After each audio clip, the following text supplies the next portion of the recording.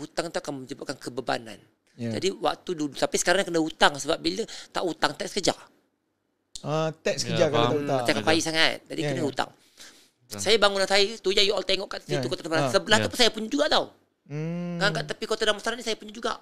Dekat Kota Damansaranya more than 20. Saya tak ada, saya tak suka menyewa. Tapi hari tu nak jual kan kat Kota Damansara tu? Nak jual sebab nak besarkan lagi. Terlalu kecil. Bukan orang yang aku jual aku nak jatuh tak, aku nak besarkan lagi. Sebab saya sewa gudang.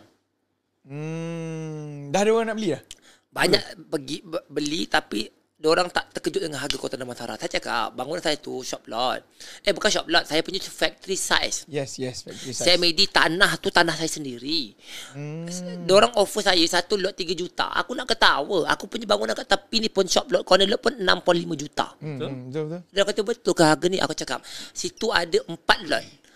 4 lot, kalau satu lot 6 juta, berapa dah 4 lot? 24. Aku 24 itu baru shop lot. Aku ada tanah lagi. So roughly dah 30 juta.